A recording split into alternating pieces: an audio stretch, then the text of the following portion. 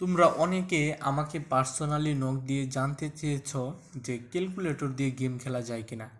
আসলে বিষয়টি হচ্ছে ক্যালকুলেটর কিন্তু গেম খেলার জন্য নয়। তবুও কিছু ট্রিক্স আছে যেগুলো মূলত গণিতের জন্য তারা দিয়েছে, কিন্তু আমরা এই ট্রিক্সগুলোকে কাজে লাগিয়ে গেম খেলতে পারি।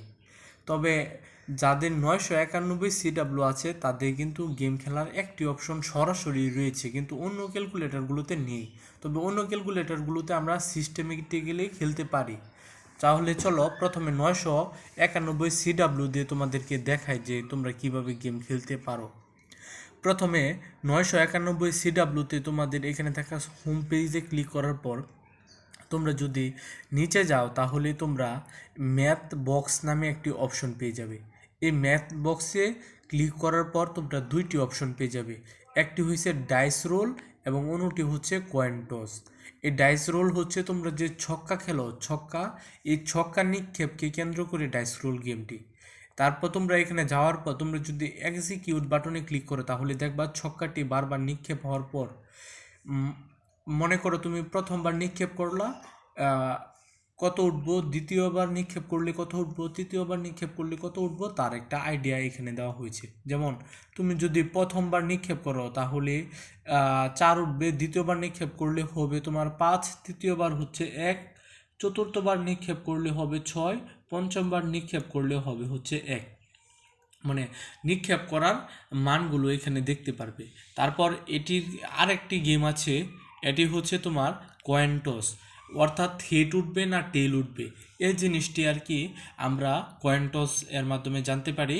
এখানে থাকা আমাদের এক্সিকিউট অপশনে যদি আমরা ওকে দেই তাহলে দেখবে কয়েনটি এভাবে লাফাতে আছে। এটি দিয়ে বোঝাচ্ছে যে মনে করো কালোকে বোঝাচ্ছে হচ্ছে টেল আর সাদাকে বোঝাচ্ছে হেড। প্রথমবার নিক্ষেপ করার কারণে টেল উঠেছে, দ্বিতীয়বার হেড উঠেছে, তৃতীয়বারও হেড উঠেছে, চতুর্থবারও হেড, পঞ্চমবারও হেড উঠেছে। এটি আর কি। তাছাড়া আমরা আরেকটি ভিন্ন ট্রিক্স কাজে লাগিয়ে আমরা গেম খেলতে পারি। এখন আমি তোমাদেরকে এটি দেখাচ্ছি কিভাবে তোমরা গেমটি খেলতে পারো। তোমাদের প্রথমে ক্যাটালগ অপশনে যাওয়ার পর তোমাদের যে নাম্বারিক যে ক্যালকুলেশন আছে এখন অ্যাবসোলিউট ভ্যালু পেয়ে যাবে। তারপর যদি তোমরা ওকেতে ক্লিক করো তাহলে এমন একটি অপশন পেয়ে যাবে। তারপর তোমরা সাইড বাটনে ক্লিক করবে, আবারও ক্যাটালগ অপশনে ক্লিক করবে, তারপরে এখানে নাম্বারিক ক্যালকুলেটর, তারপরে এখানে হচ্ছে অ্যাবসোলিউট ভ্যালু, এভাবে আবারও সাইড বাটনে ক্লিক করবে। আবার তোমরা এই যে এখানে তোমরা নাম্বারিক ক্যালকুলেটর অপশন পেয়ে যাবে, তারপর অ্যাবসোলিউট ভ্যালু পেয়ে যাবে। এভাবে তিনটি বসানোর পর তোমরা এই যে এখানে থাকা এই বাটনটিতে ক্লিক করে নিচে ক্লিক করবে।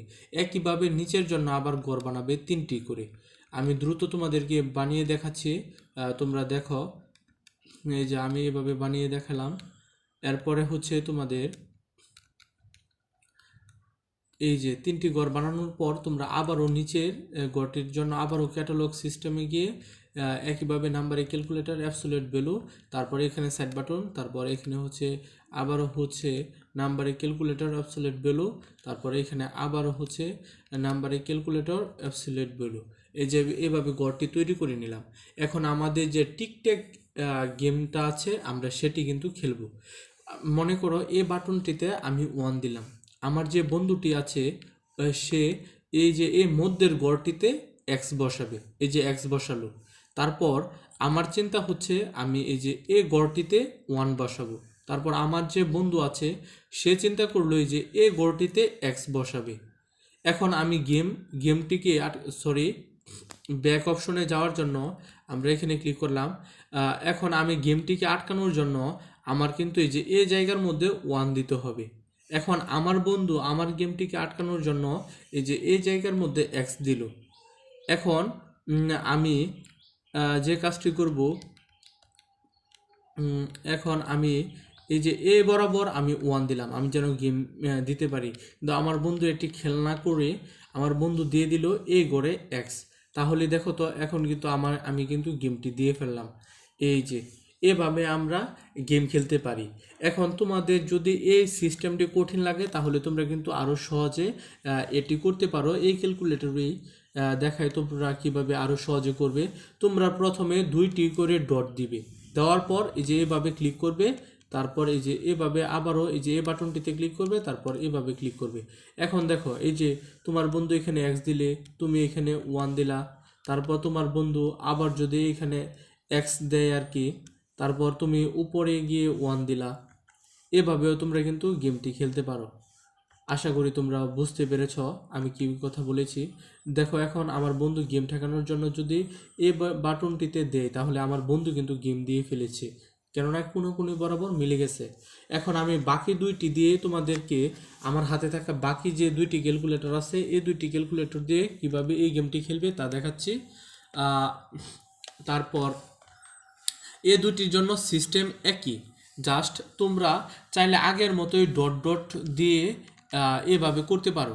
এভাবে তোমরা যদি করো তাহলে এটি তোমাদের জন্য সহজ হয়। তবে সবচেয়ে সুন্দর লাগবে হচ্ছে অন্য আরেকটি সিস্টেম আছে, এই দুইটা দিয়ে এই যে দেখো এভাবে কিন্তু তোমরা খেলতে পারো, তবে অন্য একটি সিস্টেম দিয়ে তোমরা আরও সুন্দরভাবে ঘরটি বানাতে পারো। এখন ওই সিস্টেম দিয়ে বানানোর জন্য তোমাদের এখানে থাকা শিফট বাটন আর এখানে থাকা এ বাটনে ক্লিক করতে হবে, এই যে এ টাইপের ঘর বানাতে পারবে। তারপরে এখানে থাকা শিফট আর এ বাটনে ক্লিক করবে, আবারও এখানে সাইড বাটনে ক্লিক করে এখানে থাকা শিফট এ বাটনে ক্লিক করবে, তারপরে এখানে নিচে নিয়ে আসবে, তারপরে এখানে থেকে শিফট এ বাটনে ক্লিক করবে, আবারও এই যে এভাবে কাজটি তোমরা করতে থাকবে। তাহলেই কিন্তু তোমাদের ঘরটি হয়ে যাবে গেম খেলার জন্য। আশা করি তোমরা এতটুকু বুঝতে পেরেছো কিভাবে আমরা ঘরটি তৈরি করব। এভাবে তোমরা ঘর তৈরি করে নিও। আর এটির ক্ষেত্রে তোমাদের যাদের ইএস প্লাস আছে, এটির ক্ষেত্রে তোমরা এই ঘর আনার জন্য তোমাদের এখানে থাকা শিফট আর এই যে এখানে থাকা এসওয়াইপি বাটনে ক্লিক করতে হবে। এখানে থাকা শিফট এখানে থাকা এসওয়াইপি বাটনে ক্লিক করতে হবে। তারপর এভাবে ঘর আসার পর তোমাদের যদি তোমরা নিচের বাটনে তোমরা যে এখান থেকে যদি নিচের বাটনে ক্লিক করো, তাহলে ঘর কিন্তু এভাবে তৈরি হবে। তারপর তোমরা তোমাদের খুশি মতো তোমরা গেম খেলতে পারবে। ধন্যবাদ সবাইকে।